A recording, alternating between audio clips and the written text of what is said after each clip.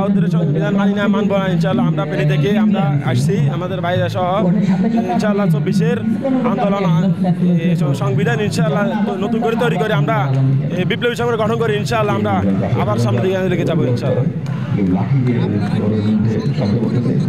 জি জি, আমরা 71 সংবিধান পুরোপুরি আমরা পরিবর্তন চাই। 24-এর নতুন করে সংবিধান গঠন করে আবার সংবিধানটা চলাতে হবে আর কি। জি, বুঝি নাই।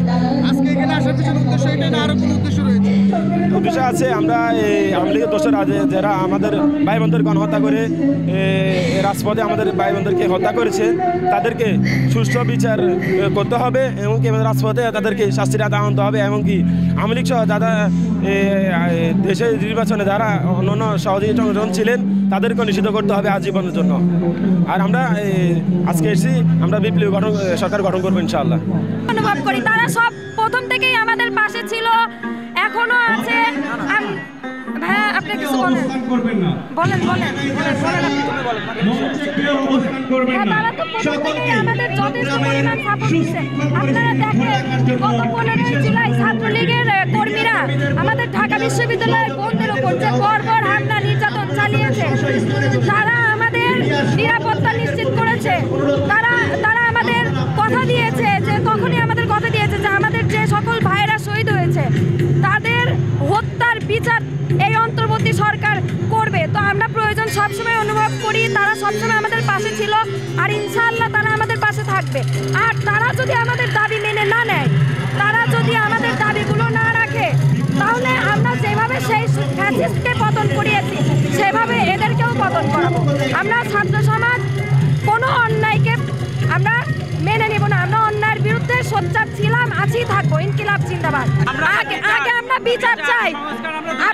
ঢাকাতে কি হয়েছে তা আমরা সবাই দেখছি, কিন্তু আমি আমার পাবনা জেলার হয়ে, আমি পাবনা জেলা বৈষম্য বিরোধী ছাত্র আন্দোলনের নারী সমন্বয়ক, আমি আমার পাবনা জেলাতে আপনারা চাইলে আমি আপনাদের দেখাতে পারি তারা আওয়ামী লীগের যত নেতা কর্মী আছে তারা কিভাবে আমাদের ওপর গুলি, পাখির মতো গুলি চালিয়েছে।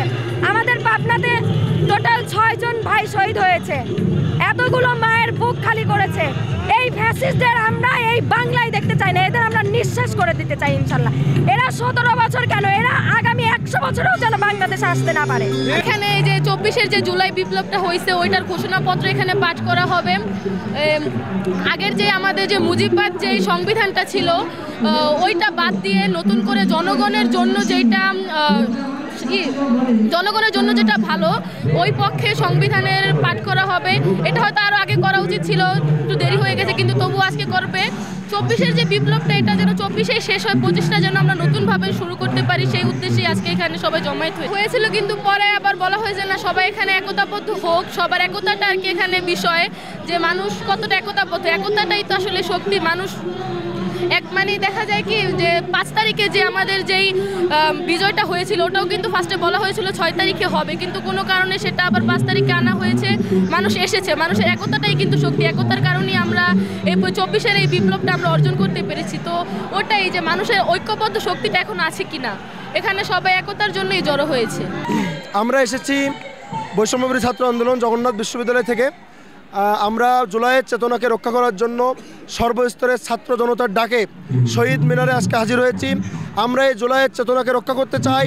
খুনি হাসিনা বাংলাদেশ থেকে পালিয়ে গিয়েও ক্ষান্ত হয়নি, ভারতে বসে একের পর এক তার ষড়যন্ত্র অব্যাহত রেখেছে। এই ষড়যন্ত্রের বিরুদ্ধে ছাত্র জনতা এবং সকল রাজনৈতিক দলগুলোকে এক কাতারে ঐক্যবদ্ধ রাখার জন্য আমাদের বৈষম্যবিরোধী ছাত্র আন্দোলন এবং জাতীয় নাগরিক কমিটির আহ্বানে আজকে জাতীয় শহীদ মিনারে আমরা হাজির হয়েছি।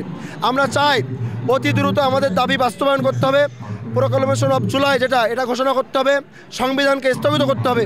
আমাদের যারা জাতীয় বীর তাদেরকে স্বীকৃতির মাধ্যমে এই জুলাই বিপ্লবকে বাংলাদেশে বাঁচিয়ে রাখতে হবে।